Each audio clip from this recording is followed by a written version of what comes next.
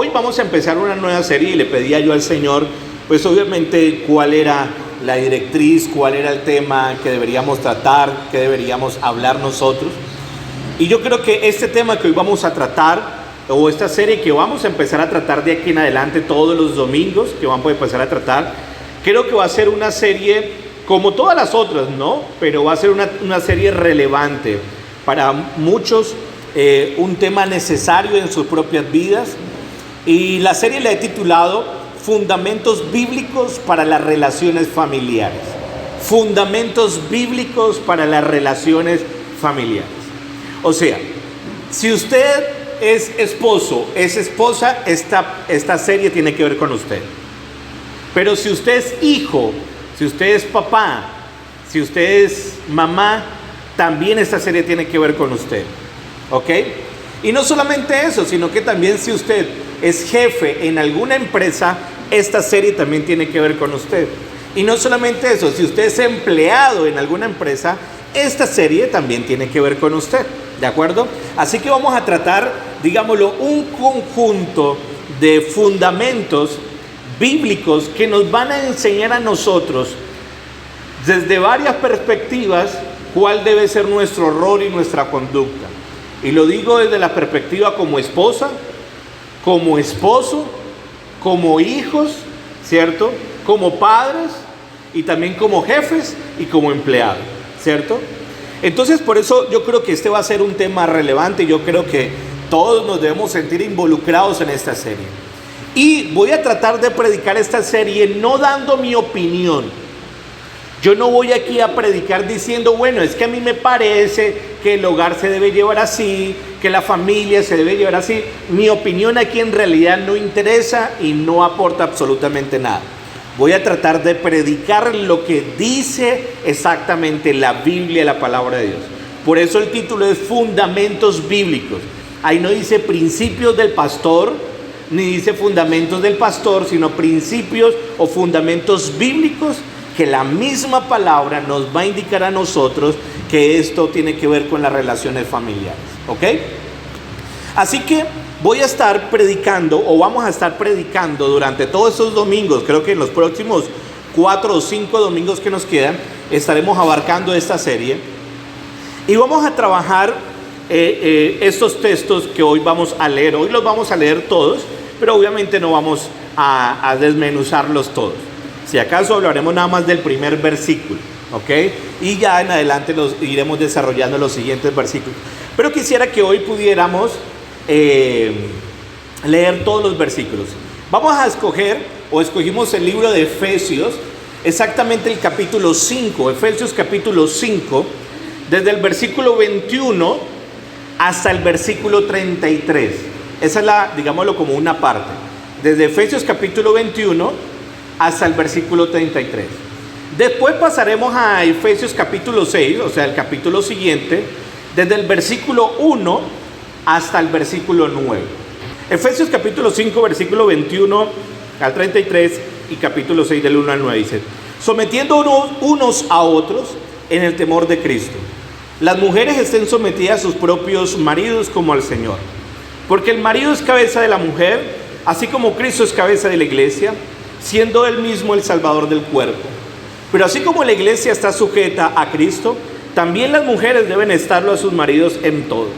Maridos, amad a vuestras mujeres, así como Cristo amó a la iglesia y se entregó a sí mismo por ella, para santificarla, habiéndola purificado por el lavamiento del agua con la palabra, a fin de presentársela a sí mismo como una iglesia en toda su gloria, sin que tenga mancha ni arruga, ni cosa semejante, sino que fuera santa e inmaculada. Así también deben amar los maridos a sus mujeres como a sus propios cuerpos. El que ama a su mujer, a sí mismo se ama, porque nadie aborreció jamás su propio cuerpo, sino que lo sustenta y lo cuida, así como también Cristo a la iglesia, porque somos miembros de su cuerpo. Por esto el hombre dejará a su padre y a su madre, y se unirá a su mujer, y los dos serán una sola carne. Grande es este misterio, pero hablo con referencia a Cristo y a la iglesia. En todo caso, cada uno de vosotros ame también a su mujer como a sí mismo, y que la mujer respete a su marido. Aquí pasamos al capítulo 6. Hijos, obedeced a vuestros padres en el Señor, porque esto es justo. Honra a tu padre y a tu madre, que es el primer mandamiento con promesa, para que te vaya bien y para que tengas larga vida sobre la tierra. Y vosotros, padres, no provoquéis a ira a vuestros hijos, sino criadlo en la disciplina e instrucción del Señor.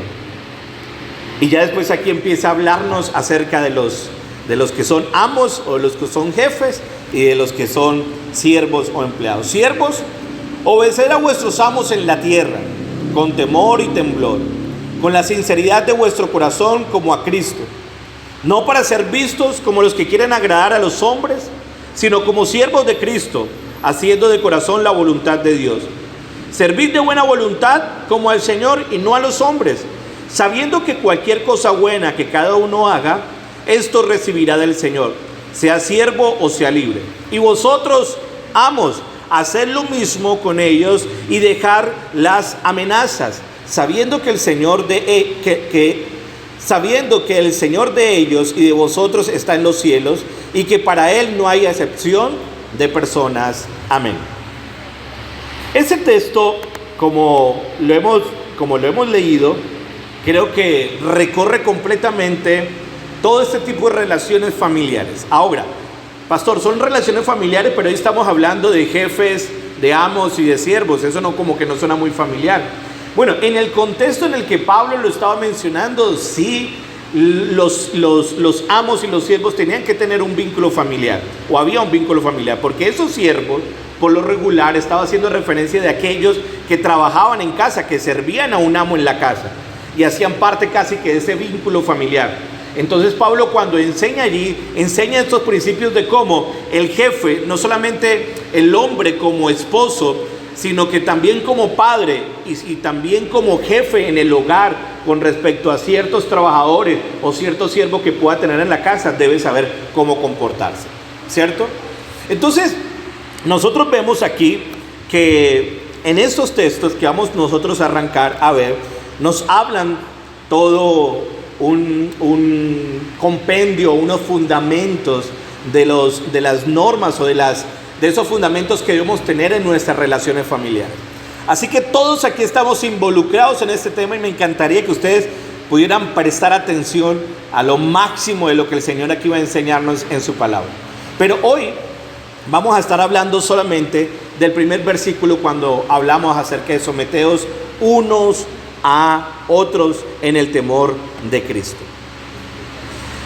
Entre las peores tragedias que pueden ocurrir en nuestro tiempo se encuentra la muerte progresiva de la familia, desafortunadamente, tal como nosotros lo hemos concebido de manera tradicional desde muchos años. Ese concepto de la familia desafortunadamente ha ido desapareciendo.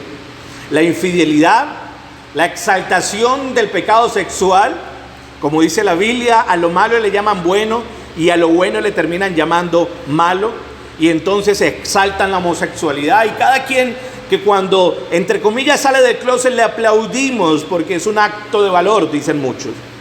También aplaudimos el aborto y celebramos que ya ahora sea permitido. Celebramos el feminismo, como también nos celebramos el machismo. Celebramos la delincuencia, la revolución sexual en general, y todo este tipo de cosas ha ido contribuyendo en muchas maneras a la muerte en la unidad familiar. Ha ido llevando a que la familia se haya ido desintegrando poco a poco, y eso se termina replicando una y otra vez más. Cuando nacen hijos en familias disfuncionales, si no es por la gracia de Dios, estos hijos terminan replicando la misma conducta y teniendo hogares completamente disfuncionales y llevándolos al fracaso. Así que cada uno de estos elementos, cada uno de este tipo de cosas se convierte como en un lazo que termina amarrando y afectando completamente el núcleo familiar. Así que nosotros vemos cómo en la actualidad se ha ido creando completamente una mentalidad acerca del matrimonio, reflejado en aquellas creencias que los sociólogos o los psicólogos nos han dicho a nosotros, en que el sentido del matrimonio o el sentido de la familia debe ir cambiando. En realidad ya no lo debemos comprender como antes lo comprendíamos. Y entonces nos han ido eliminando a nosotros ese concepto, y a los jóvenes, a los muchachos en los colegios, en las universidades y en la sociedad en general, los han ido permeando con ese tipo de cosas de enseñanza, en el que van desboronando completamente el núcleo familiar o el concepto que se debe tener acerca de la familia. Así que vemos que estos hombres, psicólogos, sociólogos, dicen, bueno, es que hay que repensar la familia, hay que repensarlo.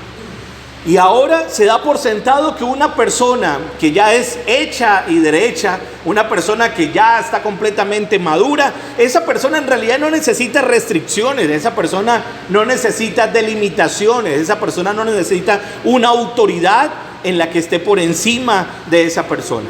Y entonces ya vemos a los jóvenes que esto ha impulsado a estas nuevas generaciones a una idea completamente sutil. Y es una idea sutil y es una forma de anarquismo que se ha ido permeando en los jóvenes. En el que los jóvenes ya entonces empiezan a decir, bueno, en realidad yo no necesito una autoridad para poder subsistir.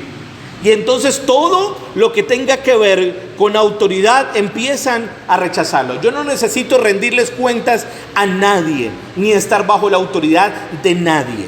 No me gusta decirle nada a mi esposo, no me gusta rendirle cuentas a mi esposa, no me gusta rendirle cuentas a un jefe, no me gusta ni siquiera estar bajo la autoridad de ninguna persona.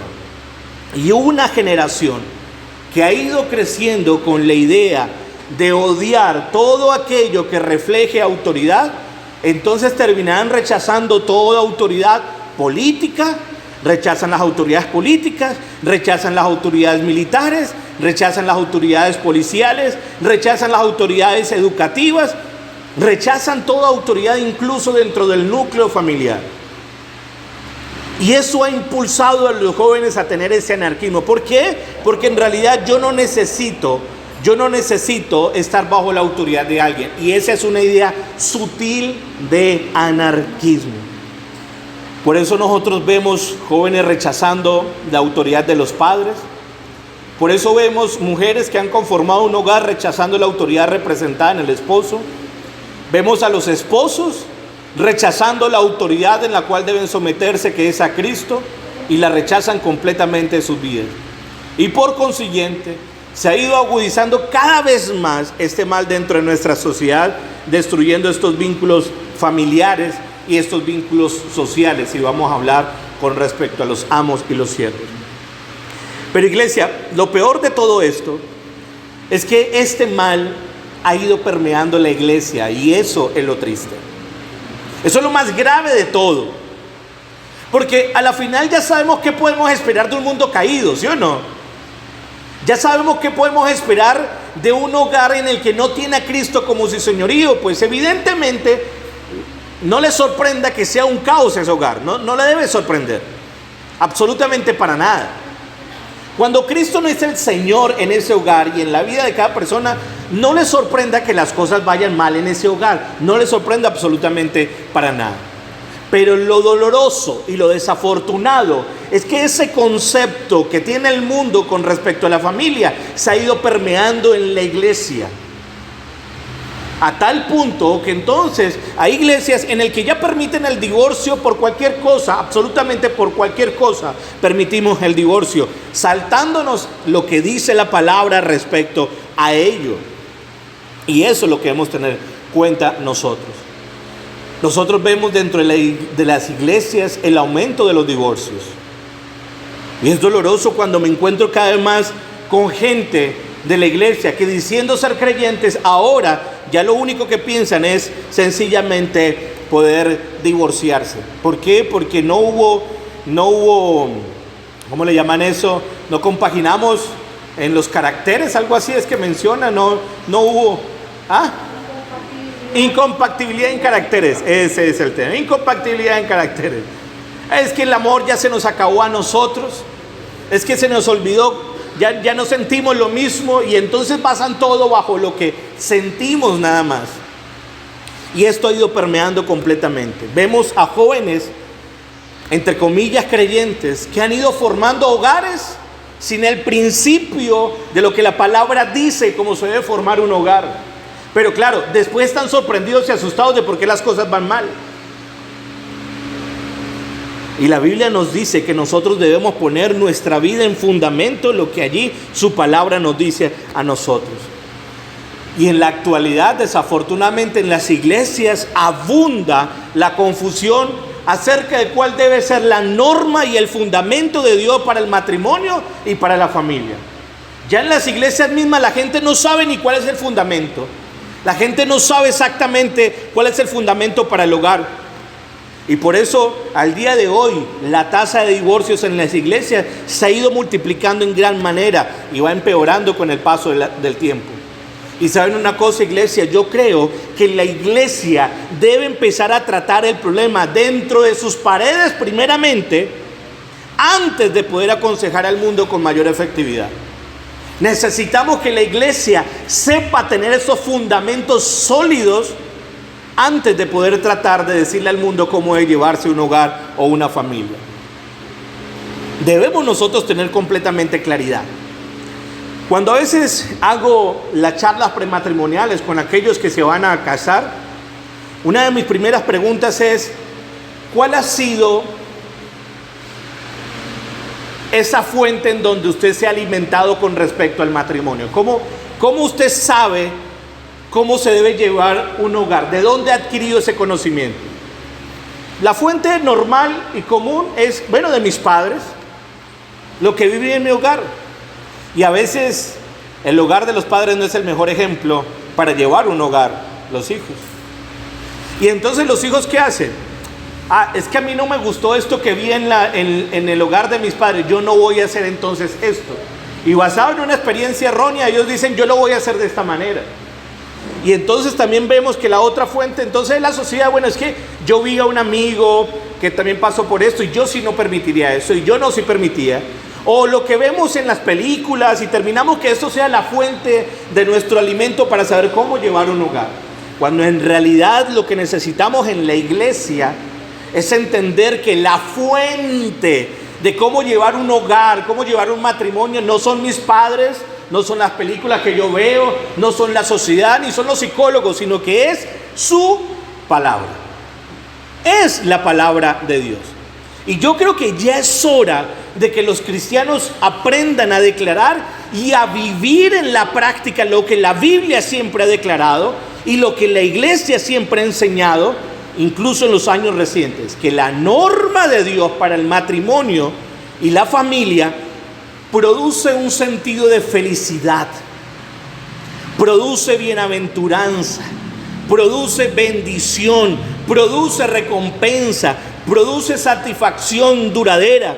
Y ese es el único principio que puede producir estos resultados. Los fundamentos de la Biblia pueden producir todos estos beneficios cuando llevamos un hogar conforme quien lo diseñó nos dice que debemos llevar ese hogar. Amén. No es otra fuente la que nosotros debemos examinar, sino que es su palabra. El Creador, como cuando llevamos y compramos un aparato electrónico y viene con un manual, el manual viene del Creador diciéndonos que el Creador nos dice que así es como debemos llevar el aparato.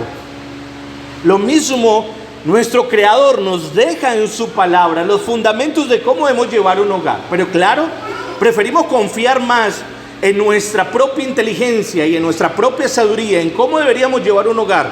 Pero cuando las cosas van mal, nos sorprendemos, abrimos nuestros ojos y: pastor, ¿por qué mi hogar está así?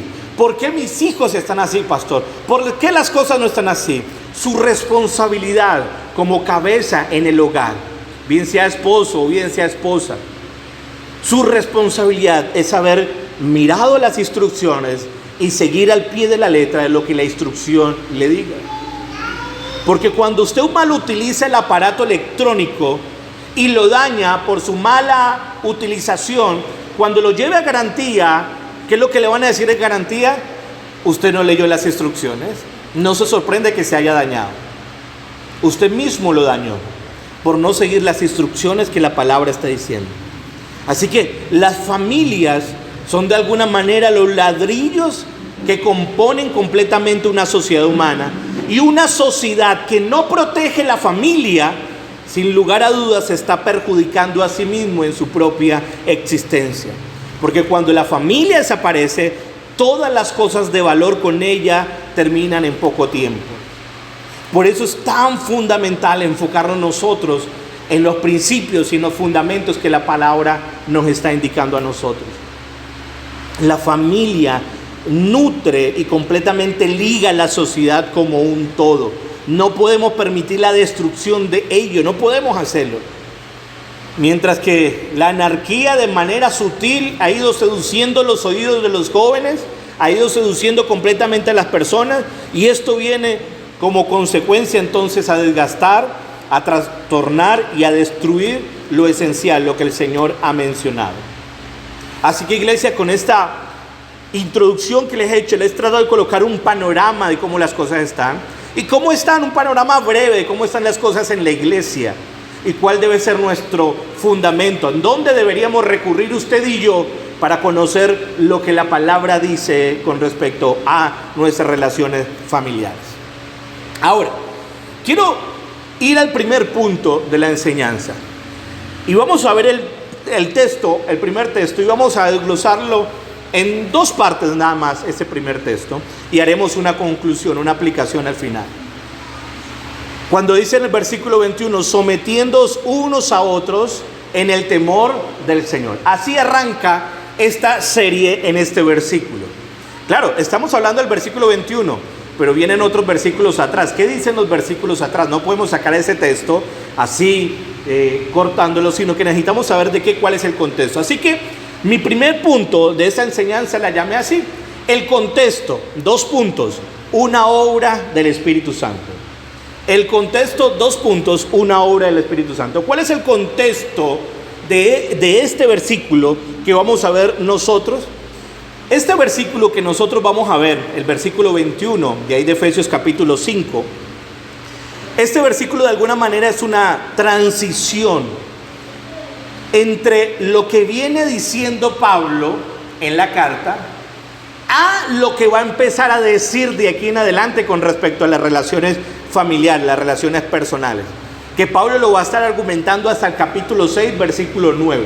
Este texto es una transición, este texto es un puente en lo que viene diciendo Pablo a lo que va a terminar diciendo Pablo en los siguientes capítulos. Por eso, para nosotros poder comprender el texto base sobre el cual vamos a exponer todo lo que vamos a enseñar el día de hoy, incluso el fundamento que vamos a colocar sobre las próximas enseñanzas, pues debemos comprender este contexto, dar piso, dar un fundamento a las enseñanzas de estos versículos. Efesios capítulo 5, versículo 21, hasta el capítulo 6, versículo 9, nos puede sonar un texto bastante familiar. Yo creo que algunos, tal vez en alguna ocasión, ya habían leído este texto que leímos nosotros, ¿cierto? Que las esposas se sujeten a sus maridos, que los maridos amen a sus esposas, que los hijos obedezcan en todo al Señor, ¿cierto? Que los padres no provoquen a ira a vuestros hijos, que los amos sepan que hay un Dios que no hace excepción de personas y los siervos deben hacerlo como al Señor. Todo esto nos hace un poco familiar, porque se nos está hablando de esposas, ¿cierto? De esposos, nos está hablando de padres, de hijos, de siervos, de esclavos o de amos de siervos allí. Pero Pablo de alguna manera está respondiendo aquí una pregunta. La pregunta no está de manera explícita, sino que Pablo está respondiendo basado en la respuesta que tenemos. Pablo posiblemente está respondiendo esta pregunta y me encantaría que ojalá usted pudiera comprenderla. ¿Qué diferencia hay en una familia cuando sus miembros se hacen cristianos? Muy posiblemente esto es lo que Pablo, basado en los argumentos. O sea, Pablo está diciendo, en el creyente debe haber una diferencia en el hogar con respecto a cualquier otro hogar que no sea creyente. ¿Sí me hago entender? Por eso Pablo va a colocar unos fundamentos, y van a ser unos fundamentos, ojo, para el creyente, y esto lo vamos a ver por qué hace énfasis en el creyente. O sea, en la iglesia primero en nosotros. Y la Biblia no solamente lo menciona en este pasaje, ustedes van a encontrar en Colosenses capítulo 3, versículo 18 Y también Colosenses capítulo 4, versículo 1. Primera de Pedro capítulo 2, versículo 18. El capítulo 3, versículo 7. Tito capítulo 2, versículo 4 al 10. Vuelvo y lo menciono para aquellos que están anotando. Colosenses capítulo 3 al 18 hasta el 4 capítulo 1. Primera de Pedro capítulo 2 versículo 18 hasta el capítulo 3 versículo 7. Y Tito capítulo 2 versículo 4 hasta el versículo 10. Y esos textos, como el que acabamos de leer nosotros, nos muestra que Dios no es indiferente a estos temas cotidianos que tenemos nosotros en nuestra vida. No es indiferente a los asuntos y a los problemas que tenemos que resolver en nuestro hogar y en la relación con nuestros hijos y viceversa en ese tipo de relaciones. Porque si a la final, si Cristo es nuestro Señor, Él es el Señor de toda nuestra vida, ¿sí o no? Dios no es un padre que tiene la potestad de los hijos solamente los domingos. Y que los domingos entonces sí somos cristianos y el resto de semana vivimos como querramos. No. Él tiene completamente toda nuestra potestad. Somos sus hijos a tiempo completo. ¿Sí o no? No solamente los domingos. Pero lo que nosotros vamos a ver es que hay algo que no nos suena tan familiar en los versículos anteriores. Esos versículos no suenan familiares, pero miremos los versículos anteriores. Y yo quiero que los examinemos. En los versículos anteriores, Efesios capítulo 5, desde el 15 hasta el 21. Empezamos a leer desde el 21, ¿cierto? Ahora vamos a leer desde el 15 hasta el 21. O sea, vamos a ir unos versículos atrás. ¿Ahí me salió? Sí. Bueno, los que alcancen a leer, si no anótenlo ni en sus casas lo podrán leer. Dice así el contexto del versículo 21. Miren lo que viene diciendo Pablo. Por tanto, tened cuidado como andáis, no como insensatos, sino como sabios, aprovechando bien el tiempo, porque los días son malos. Así pues, no seáis necios, sino entender cuál es la voluntad del Señor. Punto. Y aquí empieza, digámoslo, otra idea. Y no os embriaguéis con vino, en lo cual hay disolución, sino sed llenos del Espíritu, hablando entre vosotros. Nótese que hay una coma, no está terminando la idea. Hablando entre vosotros con salmos, himnos y cánticos espirituales, cantando y alabando con vuestro corazón al Señor, dando siempre gracias por todo en el nombre de nuestro Señor Jesucristo a Dios el Padre, sometiendo unos a otros en el temor de Cristo. Es una sola idea. O sea, la palabra sometiéndose unos a otros en el temor del Señor es una idea que viene compaginando con estos versículos y que nos va a ayudar en conexión con los versículos que vienen en adelante. Así que cuando ustedes miran y ven que termina el versículo 20 para comenzar el versículo 21, ustedes van a notar que en algunas Biblias colocan un punto y en otras traducciones colocan un punto y coma, ¿sí? Como si cuando colocan el punto terminara la idea y arranca una nueva idea. ¿Sí me hago entender? Y hay otras en las que colocan punto y coma, dándonos a entender que ese sometiéndonos viene conectado con la idea que ya viene hablando. ¿Sí me hago entender? Y en realidad, cuando usted mira en el texto original, se va a dar cuenta que la idea es que este versículo 21 está conectado con los versículos anteriores. Viene conectado con los versículos anteriores. Entonces, nótese que los versículos anteriores dicen, miren, no se embriaguen con vino en lo cual hay disolución, sino que antes sean llenos del Espíritu, ¿cierto? Y entonces dice Pablo, ese ser llenos del Espíritu, ¿qué va a producir en el creyente? Entonces dice Pablo, mire lo que dice ahí, ustedes lo tienen creo que ahí en pantalla. Versículo 19, sino llenos del Espíritu, hablando, o sea, que la persona llena del Espíritu de Dios habla entre vosotros con salmos, himnos y cánticos espirituales. La persona llena del Espíritu Santo canta y alaba con vuestro corazón al Señor. Que la persona llena del Espíritu Santo da siempre gracias por todo en el nombre de nuestro Señor Jesucristo, a Dios el Padre.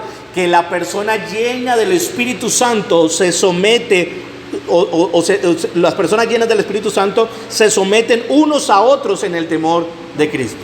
¿Sí me hago entender? Lo que este texto nos está mencionando aquí, este pasaje, nos está indicando es que cuando Pablo empieza a hablar de la llenura del Espíritu Santo, que más adelante les hablaré de qué significa llenura del Espíritu Santo, cuando nos habla Pablo de, miren, no se embriaguen con vino, porque en esto hay disolución, sino sean llenos del Espíritu, porque una persona llena del Espíritu habla, una persona llena del Espíritu canta, una persona llena del Espíritu Santo da gracias, y una persona llena del Espíritu Santo se somete a sus autoridades, en otras palabras. ¿Vamos ahí en la idea? ¿Sí estamos comprendiendo ese texto?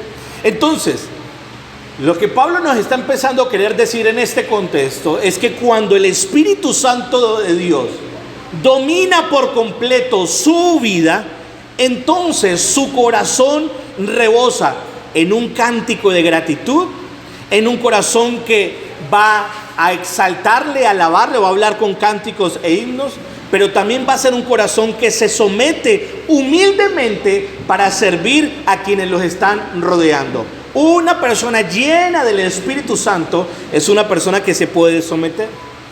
La palabra someteos, esa palabra que está allí, someteos, viene de su texto original que se dice así, hupotazo, así es como se lee en el texto original. H-U-P-O-T-A-W-S-O, hupotazo o jupotazo, suena como una J pero es con H. Y esta expresión está siendo un término en el argot militar de alguna manera. Es en aquella persona que de alguna forma se dispone a someterse a un rango superior que tiene enfrente. Entonces, cuando la Biblia está diciendo someteos, es porque la persona está reconociendo que hay alguien superior en autoridad. Ojo, superior en autoridad, no superior en dignidad, superior en autoridad. Y entonces, por ende, el que llena el Espíritu Santo puede someterse a esa autoridad. El diccionario bíblico, Vine se escribe así, traduce esta palabra hupotazo o someteos como alguien que se somete o alguien que está sujeto a una autoridad. Entonces, iglesia, los cristianos llenos del Espíritu Santo son capaces de ponerse por debajo de los demás unos a otros. Las personas llenas del Espíritu Santo son capaces de reconocer la autoridad que hay en otros y estar dispuestos a someterse a esa autoridad. Ese es el concepto central en ese texto. Es aprender a renunciar de alguna manera a los derechos individuales para dar prioridad a otra persona. Eso es lo que está indicando el texto. Debe la persona llena del Espíritu Santo, ojo que estoy haciendo resaltando mucho esto. La persona llena del Espíritu Santo es aquella que puede reconocer una autoridad, someterse a esa autoridad, renunciar de alguna manera a sus privilegios personales para colocarse al servicio de la otra persona. Así que someterse a alguien significa no rebajarse en un sentido de superioridad, porque algunas personas cometen el error de esto, de que piensan que cuando se someten a una autoridad están rebajándose en dignidad. Y ese es el argumento de muchos. No, es que yo no me someto a él porque es que él no es mayor que yo, él no es superior a mí. Y es que no está hablando en un asunto de dignidad, él no está en una autoridad porque sea mejor que usted, sino por el cargo o la representación que tiene en jerarquía, pero no porque sea mejor que usted. Y en eso estamos claros, ¿sí o no? Veámonos aquí en la iglesia. Por el hecho que yo sea pastor aquí en la iglesia, en cuanto a dignidad, ¿esto me hace superior a usted? De ninguna manera. Tengo un cargo y una responsabilidad, en el que Dios me ha colocado como autoridad en esta iglesia. ¿Sí o no? Pero en cuanto a dignidad, eso no me hace. Yo no soy, pues, pretendiendo aquí ser mejor que ustedes, de ninguna manera, ni esa es mi meta. Mi única meta, como lo dice la palabra, es llegar a la estatura de Cristo. Esa es mi meta. Y es la meta que todos debemos tener.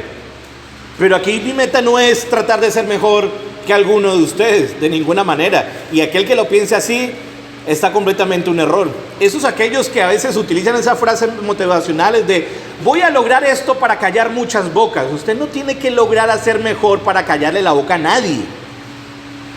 Usted no tiene que ser mejor que nadie. Su objetivo como creyente es crecer a la estatura de Cristo, dice la palabra. Cristo debe ser su ejemplo. Cristo debe ser su modelo a seguir. Entonces, esto es lo que Pablo nos quiere decir a nosotros aquí.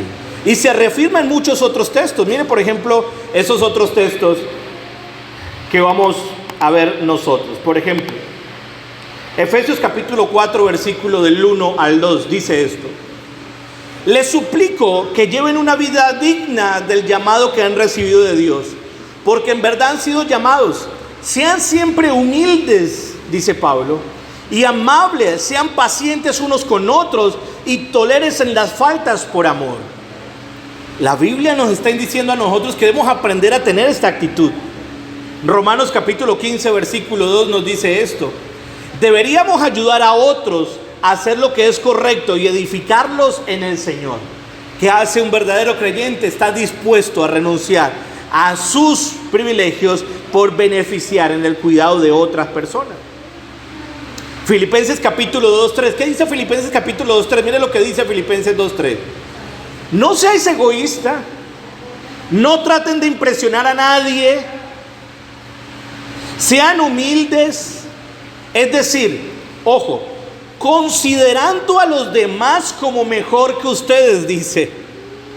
No se ocupen solo de sus propios intereses, sino también procuren interesarse en los demás. O sea, aquí el texto, estos versículos, refuerzan lo que Pablo nos viene diciendo a nosotros, que el creyente debe estar dispuesto en humildad a considerar al otro y estar dispuesto a servir al otro, ¿sí o no?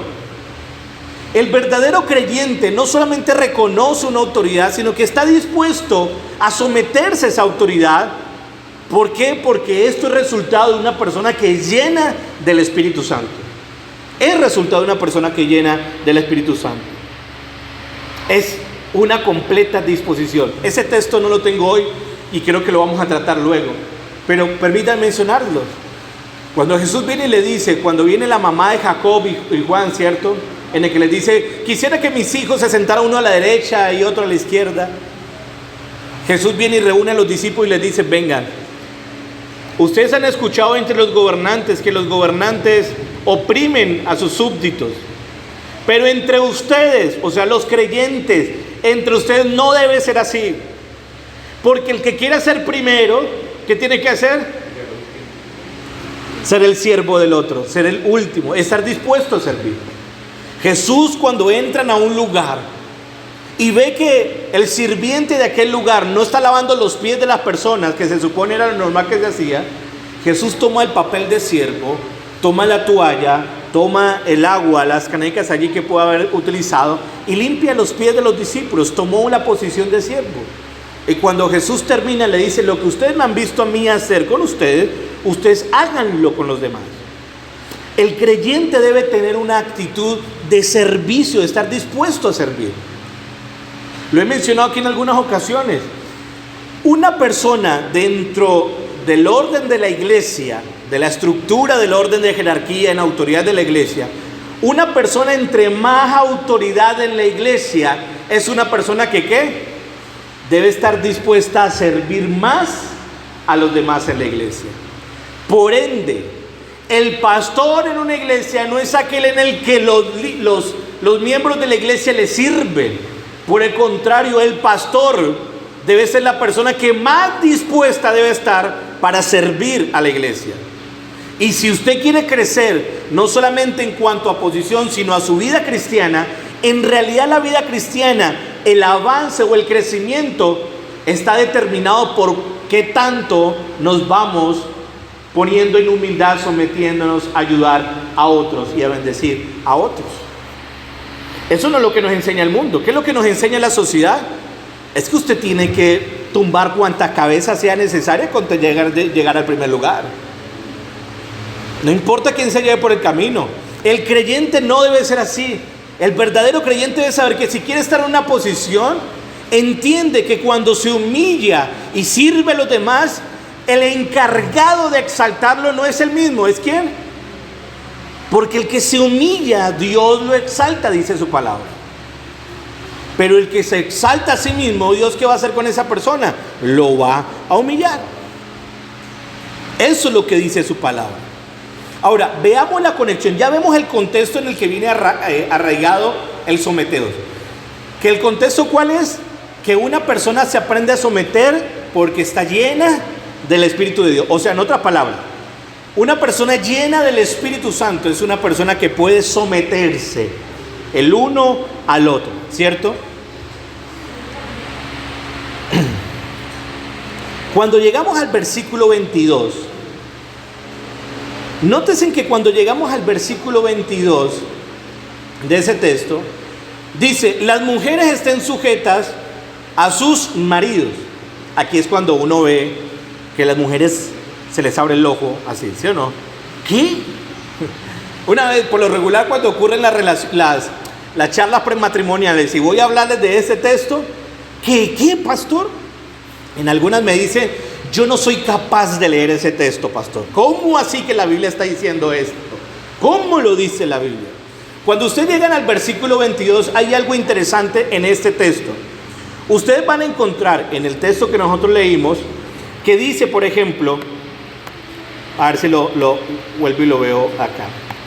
Dice versículo 21, sometiendo unos a otros en el temor de Cristo. Las mujeres estén sometidas a sus propios maridos como al Señor. ¿Sabe qué es lo interesante en este texto? Que cuando usted va al original, al texto original, en el texto original, en ese versículo 22 no está la palabra sometidas. No está. Yo sé que ya algunos van a decir, sí vio, pastor, ahí no está. No. ¿Sabe por qué no está esa palabra? En las traducciones se agregan, y hay algunas traducciones, por ejemplo, como la Biblia de las Américas, que la coloca en cursiva. Cuando la coloca en cursiva la Biblia de las Américas, es porque da indicio de que la está agregando ahí. ¿Por qué la está agregando? No es porque estén malintencionando o estén, digámoslo, con una mala intención de agregar, sino porque en realidad el versículo 22 es una conexión con el versículo 21. O sea, cuando dice, someteos unos a otros en el temor de Cristo, en realidad el texto lo que está diciendo de alguna manera es, y mujeres a sus maridos. Dice ese texto así original. Y mujeres a sus maridos, no dice la palabra sometidos. Pero ¿por qué no dice la palabra sometidos y por qué si después la añaden? Porque para hacer claridad están diciendo mujeres y a sus maridos, es que las mujeres se sometan a sus maridos. Porque viene conectado con el versículo 21. ¿Sí me hago entender? Por eso les digo que este versículo 21 es una conexión entre el contexto que viene hablando Pablo y entre lo que va a empezar a hablar en el versículo 22 para las esposas, pero también para los esposos, pero también para los hijos, para los padres, para los amos y para los siervos. Eso es lo que nos dice ahí su palabra. Entonces, esa palabra someteos unos a otros, el contexto es, en conclusión, que la vida familiar es una obra del Espíritu Santo.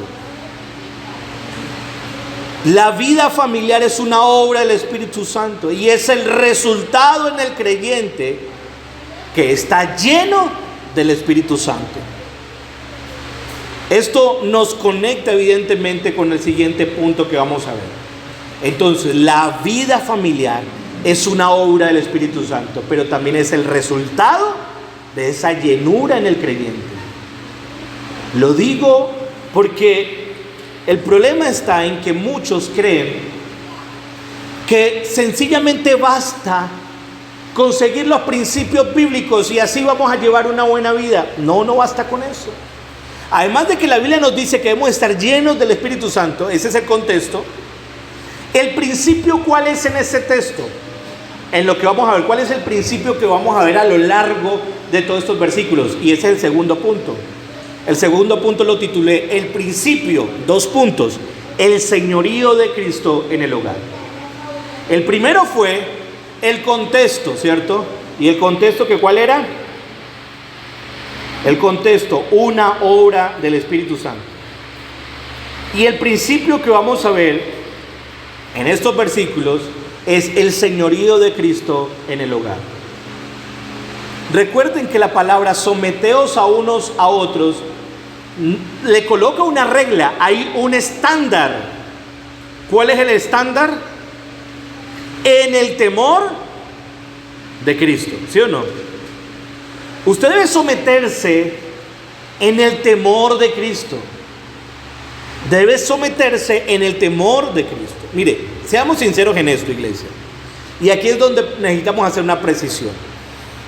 Los no redimidos, o para ser más preciso, los no creyentes, los que no tienen una vida rendida a la autoridad de Cristo, hasta cierto punto se pueden beneficiar de seguir los consejos que la Biblia da de cómo llevar un hogar. ¿Sí me hago entender? Hasta cierto punto se los pueden tener ciertos beneficios. Pero en realidad el poder, ojo con esto, el poder y la capacidad plena de estos principios solamente pueden ser entendidos y practicados por aquellos que han rendido su vida al señorío de Cristo.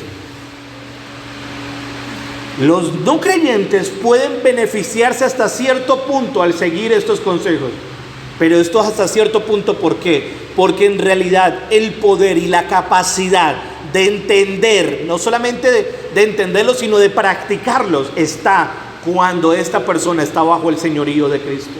Cuando está bajo el señorío de Cristo. Por eso usted van a mirar en la carta a los Efesios que Pablo le dice a los Efesios, a la iglesia de Éfeso, y los trata como hermanos en Cristo. O sea que esta carta está dirigida a hermanos, a creyentes.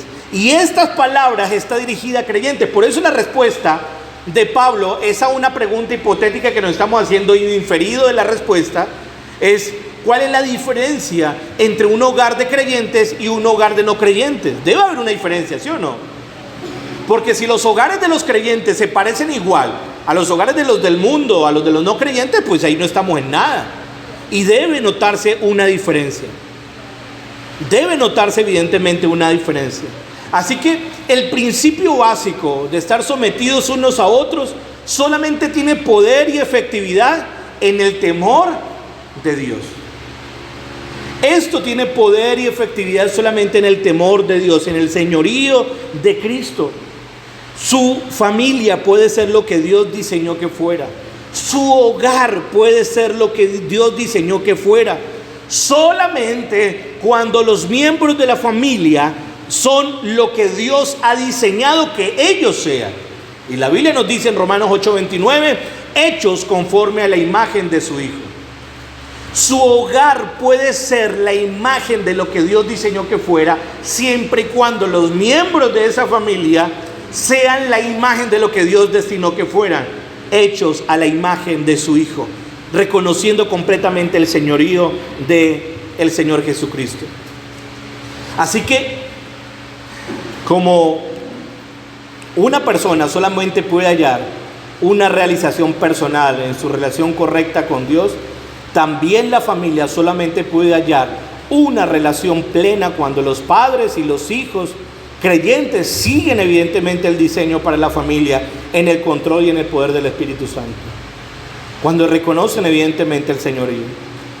Las personas que no conocen o tan siquiera reconocen sencillamente la existencia y la autoridad del Señor, no van a estar motivadas a aceptar la norma de Dios para el matrimonio y para la familia. El problema de por qué al mundo le cuesta comprender estas enseñanzas es porque no está aceptando el señorío de Cristo. ¿Por qué la gente no sigue los principios bíblicos? Porque no siguen el señorío de Cristo. Y mientras Cristo no sea su Señor, evidentemente no van a seguir su palabra. No me llamen Señor, Señor, si no hacen lo que yo les digo. Una persona que ha reconocido a Cristo como su Señor solamente va a poder entender lo que el Señor le dice que haga y va a poder tener el poder para poder hacerlo, la gracia para poder hacerlo. Mire, iglesia, durante los años que yo llevo como pastor y dando consejería matrimoniales, me he dado cuenta que es demasiado complejo tratar en consejería a una pareja o a un hogar en la que no han rendido su vida al señorío de Cristo. Cuando llega un hogar que no es creyente, pastor, necesitamos mire que las cosas van mal en el hogar, las cosas van mal en la familia, mire que los hijos, esto. Bueno, ¿cómo está su vida en cuanto a rendirse al señorío de Cristo? Bueno, pues yo voy algunas veces a la iglesia, pastor. Me gusta estar así como tan metido, yo no soy de esos cristianos como tan efervescientes, como que tan ahí entregados. No, pastor, yo a la distancia. Bueno, mientras usted no reconozca el señorío de Cristo sobre su vida, difícilmente va a entender los principios que dice la palabra de Dios. Porque entonces cuando yo le digo a alguien, mire, es que usted tiene que someterse, ¿qué? ¿A quién? ¿Y por qué, pastor? No lo va a poder comprender a menos que entienda que está bajo el gobierno del Señor y que su palabra que nos dejó a nosotros es la instrucción que nosotros debemos tener para poder seguirla.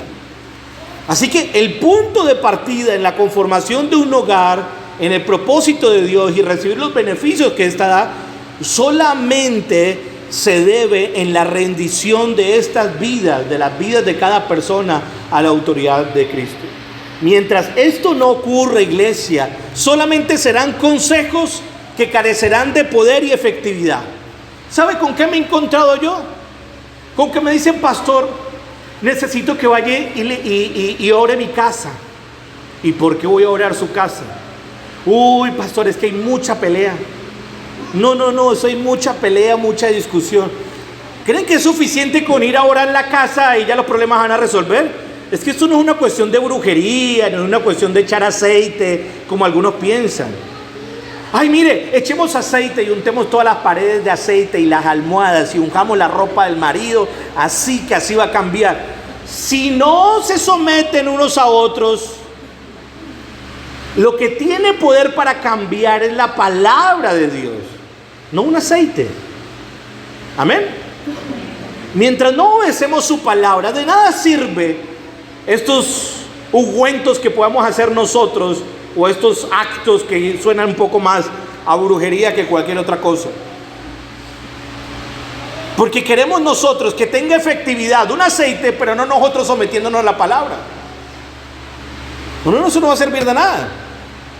Es tal que un hijo me diga, no, pastor, por favor, mire, dígame un mecanismo para poder yo ungir a mi papá y mi papá cambie. No, es que tal vez es su carácter el que tiene que cambiar y aprender a someterse a la autoridad de su padre.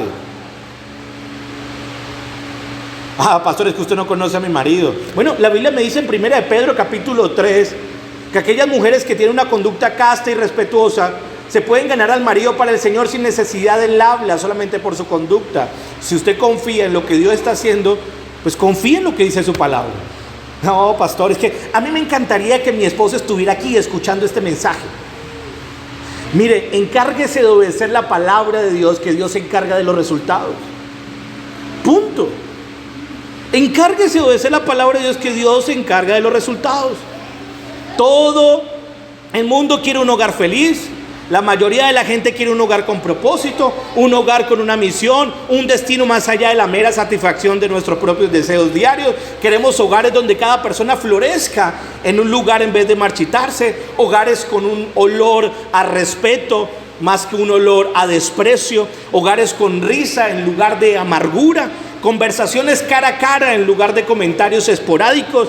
Queremos un hogar lleno de paz en vez de un lugar de conflictos. Todos queremos esto, ¿cierto? Amén.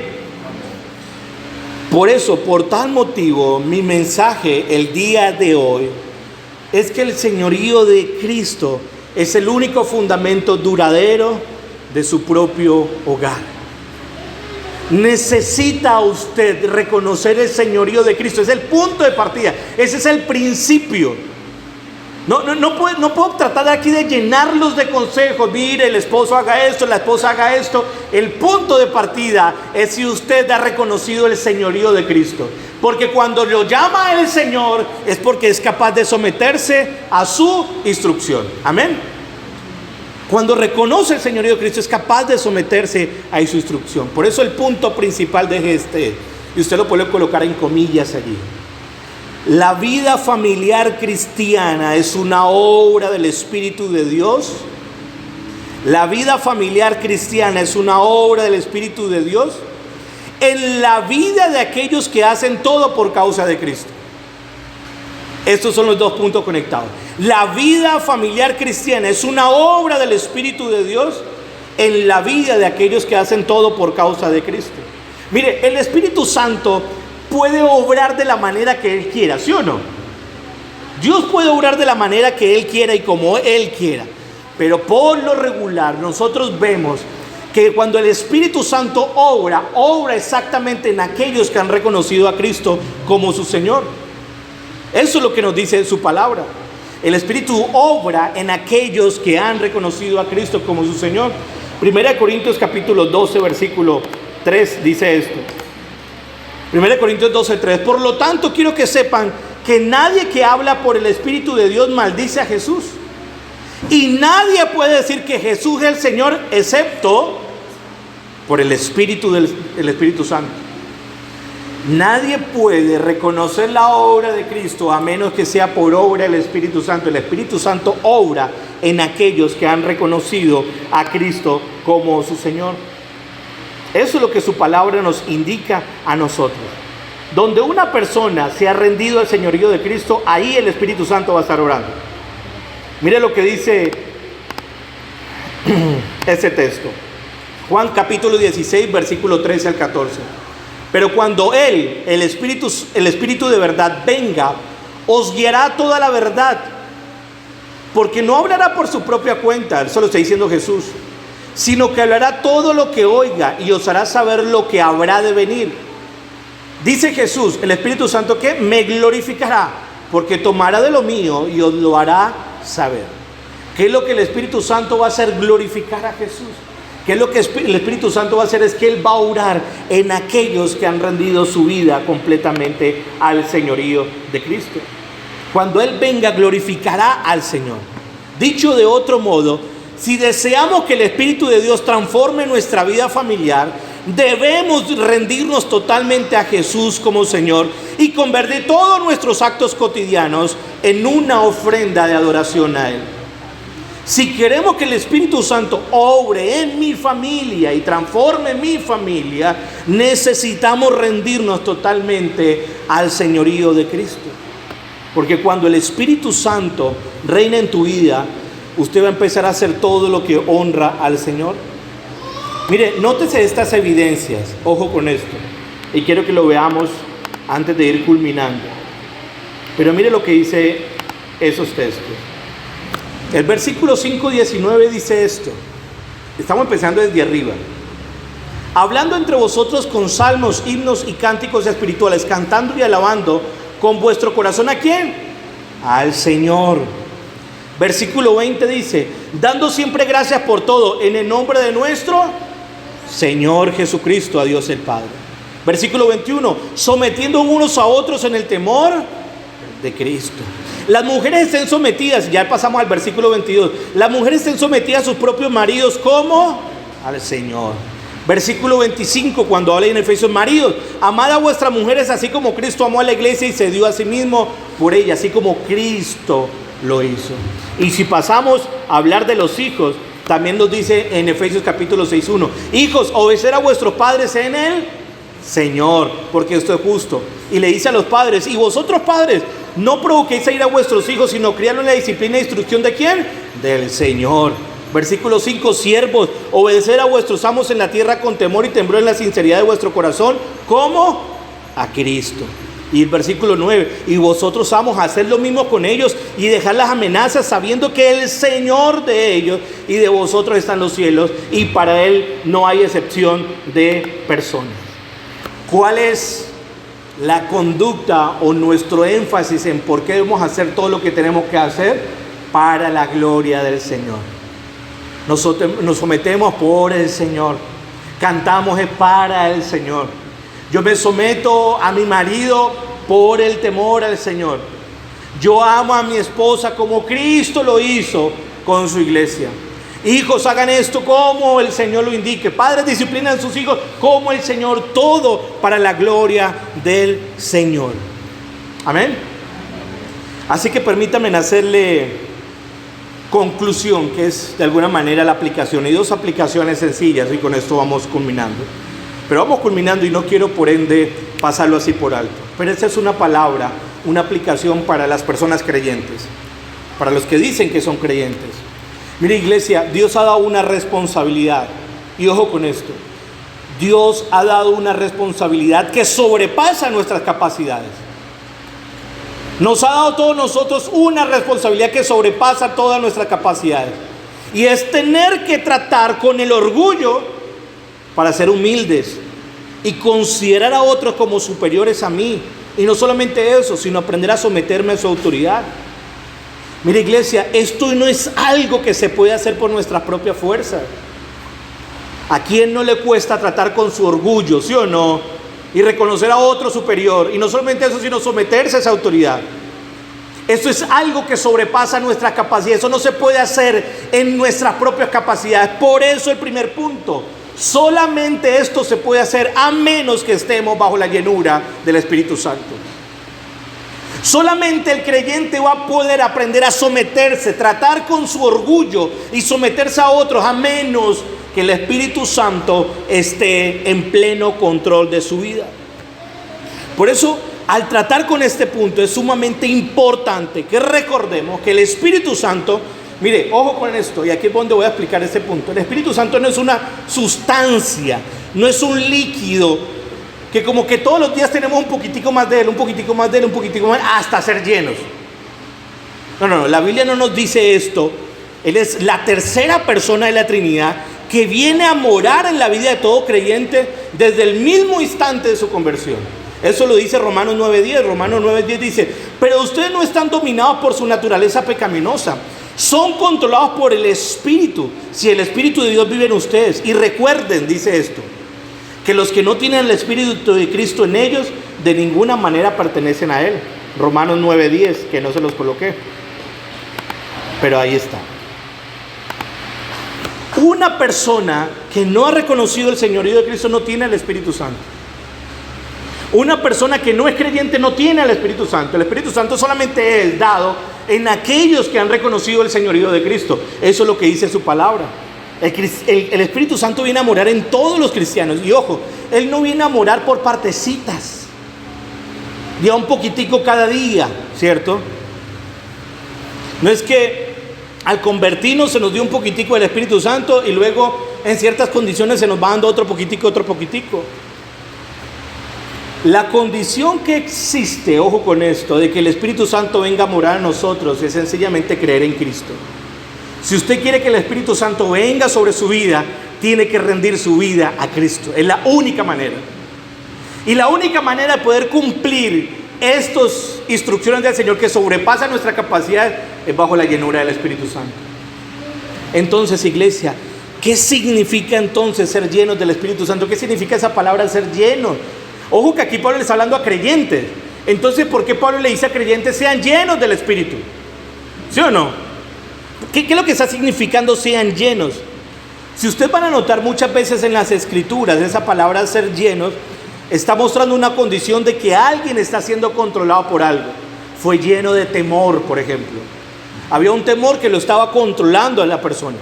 Porque no es lo mismo sentir miedo o sentir ira a estar lleno de miedo y estar lleno de ira, ¿sí o no? Sentir tiene un sentimiento, pero estar lleno es que la ira me está controlando. Es que el miedo me está controlando. Una persona que obviamente está llena de miedo, pues es controlada por el mismo miedo. Ser llenos del Espíritu, entonces, no es otra cosa que estar controlado por el Espíritu que mora en nosotros. O sea, nótese que el texto de Efesios 5:18 dice: no os embriaguéis con vino, ¿sí o no? en lo cual hay disolución. ¿Qué es lo que Pablo está diciendo allí? Mire, el vino, cuando ustedes se embriagan, el vino toma control completamente de su vida. El vino está controlando completamente su mente, sus emociones y toda su actitud está controlando el vino. Entonces Pablo dice, el énfasis de Pablo es, no dejen que nadie los controle, sino que solamente los controle completamente el Espíritu Santo. Entonces cuando él dice, sean llenos del Espíritu, dejen que el Espíritu Santo los controle completamente. El Espíritu Santo ya vino en aquellos que han creído, pero necesitamos dejar que Él controle completamente nuestras vidas. No solamente es saber de que Él está conmigo, sino que decir, mire, no quiero ni que el miedo, no quiero ni que las normas de esta sociedad me controlen. Quiero que sea evidentemente el Espíritu Santo controlando mi vida. Entonces lo que Pablo aquí nos dice es que nosotros no debemos dejar que este tipo de cosas nos domine a nosotros. Así que le animo, iglesia, a que usted no siga justificando su propio pecado. Es que, pastor, las cosas están así en la casa porque es que esto. No justifique más su pecado, no se deje controlar más por su pecado. Deje que el Espíritu Santo tome control plenamente de su vida. No dejen que nada más los controle, sino sea solamente el Espíritu de Dios controlando sus vidas. Y vengan delante del Señor completamente en rendición y dejando que Él sea el que gobierne en nosotros. No hay manera, iglesia, que usted pueda obedecer estas instrucciones de someterse a menos que sea controlado por el Espíritu Santo. Amén. Y determino una aplicación para los no creyentes, para los que tal vez escucharán el audio luego y a los que tal vez aquí no han rendido su vida a Cristo. Usted podrá tratar de llevar un matrimonio bajo los parámetros bíblicos, siguiendo las normas y las conductas que Dios establece para su familia. Pero todo esto va a carecer completamente de sentido y de poder mientras Cristo no sea completamente su Señor. No hay manera. No hay manera que estando alejados de Cristo se pueda pretender disfrutar lo que su palabra promete en aquellos que se someten a su autoridad. No espere a disfrutar de los beneficios que dice el Señor en aquellos que obedecen su palabra, a menos se esté alejado de la autoridad de Cristo. Todos los beneficios que el Señor promete, ojo con esto, todos los beneficios que el Señor promete son limitados, no son ilimitados, son limitados. ¿Y son limitados en qué sentido? En que no es para todo el mundo, sino es para quienes que han reconocido a Cristo como su Señor, para aquellos que están bajo el control del Espíritu Santo. Solamente esto, así es como un hogar va a estar armonioso bajo este principio. Por eso no solo le animo a que usted venga a Él a disfrutar de sus beneficios, sino que le animo a que venga a Él en total arrepentimiento y fe, porque no hay otra manera. No hay otra manera de salvar el hogar, no hay otra manera de salvar la familia, si no es primero estando bajo la autoridad de Cristo, llenos del Espíritu Santo. No hay otra manera. Dice Juan capítulo 7, versículo 37. Juan 7, 37 al 39. El último día del festival, el más importante, Jesús se puso en pie y gritó a la multitud: todo el que tenga sed puede venir a mí, todo el que crea en mí puede venir y beber, pues las Escrituras declaran: de su corazón brotarán ríos de agua viva. Y con la expresión de agua viva se refería al Espíritu, el cual se la dará a todo aquel que creyere en Él, dice su palabra. Vengan a Cristo, porque solamente en Cristo encontrarán que su vida será como una fuente en el que ríos correrán como agua viva. Como agua viva significa que nunca acabarán. Y cuando habla de agua viva se refería al Espíritu de Dios en esa persona.